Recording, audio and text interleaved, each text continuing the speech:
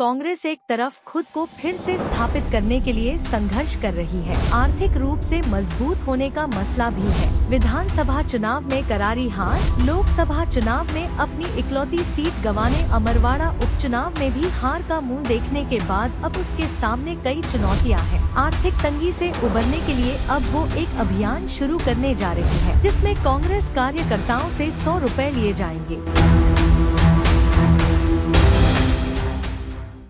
मध्य प्रदेश में कांग्रेस एक तरफ खुद को फिर से स्थापित करने के लिए संघर्ष कर रही है, वहीं उसके सामने आर्थिक रूप से मजबूत होने का मसला भी है।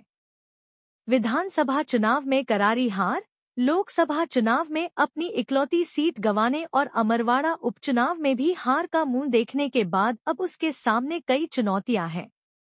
आर्थिक तंगी से उबरने के लिए अब वो एक अभियान शुरू करने जा रही है, जिसमें कांग्रेस कार्यकर्ताओं से 100 रुपए लिए जाएंगे। इस बात पर कांग्रेस को घेरते हुए बीजेपी प्रदेश प्रवक्ता नरेंद्र सलूजा ने कहा है कि मध्य प्रदेश में जीतू पटवारी की कांग्रेस बनी चंदा वसूली पार्टी। देखिए, कांग्रेस ऐसा लग रहा है कि चंदा वसूली पार्टी मध्य प्रदेश में जीतू पटवारी की कांग्रेस बन चली है।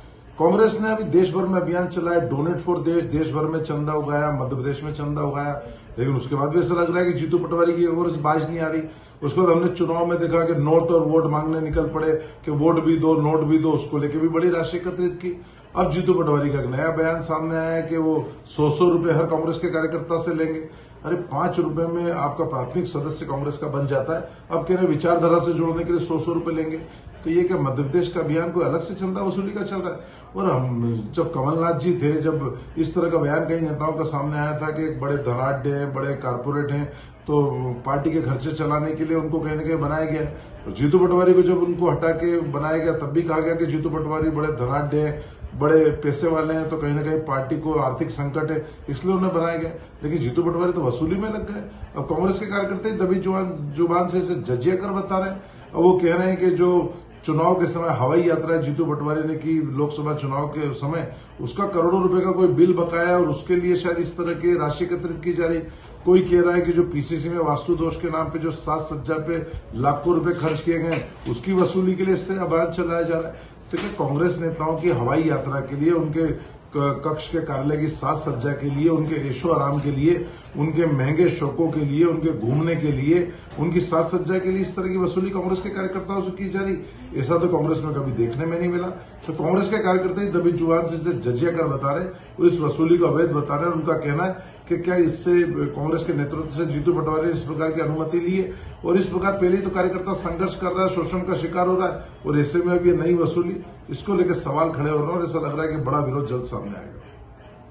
कांग्रेस के कार्यकर्ता ही पटवारी जी की इस वसूली को अब बता रहे हैं जजिया कर। दबी जुबान से कह रहे हैं कि कांग्रेस नेताओं की हवाई यात्रा व पीसीसी की साज सज्जा के खर्च को वसूलने के लिए अब कार्यकर्ताओं से 100 रुपए वसूलने का काम शुरू किया जा रहा है। यह वसूली पूरी तरह से अवैध है। वहीं पीसीसी मीडिया विभाग के अध्यक्ष मुकेश नायक ने इसका जवाब देते हुए कहा कि हम अपने कार्यकर्ता से 100 रुपए सदस्यता शुल्क ले रहे हैं, तो उन्हें क्या आपत्ति है? जजिया कर तो वह है जिन्होंने चंदे के नाम पर, बांड के नाम पर हजारों करोड़ रुपया वसूल कर लिए कंपनियों से और उन्हें ठेके दे दिए। असली जजिया कर तो वो है। ए भाई, हमारे पास 35 करोड़ रुपए देकर दल बदल कराने के लिए तो पैसे है नहीं। हम तो अपनी पार्टी चलाने के लिए फंड्स रेजिंग कर रहे हैं, और अगर हम सदस्यता शुल्क 100 रुपए ले रहे हैं अपने कार्यकर्ता से, तो इन्हें क्या आपत्ति है?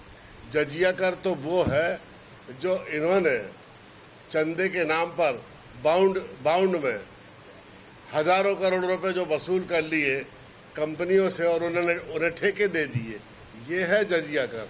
किसी से 100 रुपए लेके अपने कार्यकर्ता को अपना साधन बनाना, ये जजिया कर नहीं है।